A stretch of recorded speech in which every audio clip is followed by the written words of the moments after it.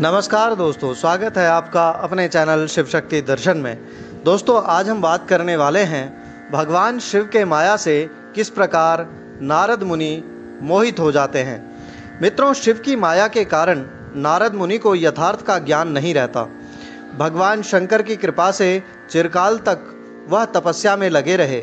जब नारद जी ने अपनी तपस्या को पूर्ण हुई समझा, तब वे मुनि उससे विरत हो गए। कामदेव पर मेरी विजय हुई ऐसा मानकर उस मुनीश्वर के मन में यथार्थ का ही गर्व हो गया। शिव की माया से उन्हें यथार्थ का ज्ञान बिल्कुल भी नहीं रहा। उस माया से अत्यंत मोहित हो नारद अपना काम विजय संबंधी वृत्तांत बताने के लिए तुरंत ही कैलाश पर्वत पर गए। उस समय वो विजय के मद में उन्नत हो रहे थे। वहाँ रुद्रदेव को उन्होंने पहले नमस्कार करके गर्व से भरे हुए मुनि के अपने आप को महात्मा मानकर तथा अपने ही प्रभाव से कामदेव पर विजय हुई समझकर नारद ने सारा वृत्तांत भगवान रुद्रदेव को कह सुनाया। यह सब सुनकर भगवान शिवशंकर रुद्रदेव नारद जी से कहा, नारद, तुम बहुत बड़े विद्वान हो, धन्यवाद के पात्र हो। अब मेरी बात ध्यान से सुनो। विष्णु के सामने कदापि ये चर्चा मत करना, कभी भी इस बात को किसी और से मत करना, और विशेषतः भगवान विष्णु से। ये हमेशा गुप्त रखने योग्य है, इसे कभी किसी पर प्रकट नहीं करनी चाहिए। तुम मुझे विशेष प्रिय हो, इसलिए शिक्षा दे रहा हूँ।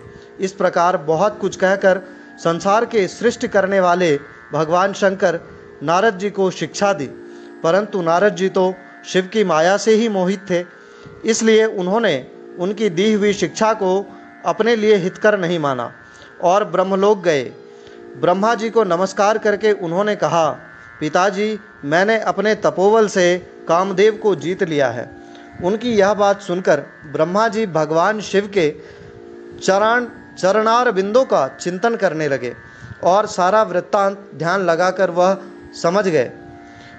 ब्रह्मा जी ने कहा, पुत्र को समझाते हुए कि ये बात किसी से मत कहना, परंतु नारद के मन में मद रूपी अंकुर जम गया था, उसकी बुद्धि मारी गई थी। इसलिए नारद जी वहाँ से चले गए, विष्णुलोक के लिए प्रस्थान कर गए।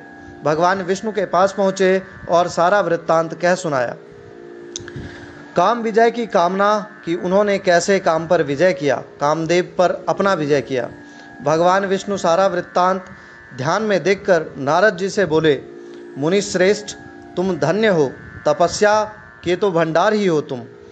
जिनके भीतर भक्ति, ज्ञान और वैराग्य नहीं होते, उनके मन में समस्त दुखों को देने वाला काम, मोह आदि विकार शीघ्र ही उत्पन्न होते हैं। तुम तो जन्म से ही निर्विकार और शुद्ध बुद्धि वाले हो। भगवान श्री हरि की कही हुई बातें सुनकर नारद जी जोर जोर से हंसने लगे। मन ही मन प्रणाम करके नारद जी इस प्रकार बोले, स्वामिन, जब आपकी कृपा है, बेचारा कामदेव मुझ पर क्या प्रभाव दिखा सकता है। प्रणाम करके नारद जी, जो सदैव विचरण करते हैं, पुनः विचरण के लिए निकल पड़ते हैं।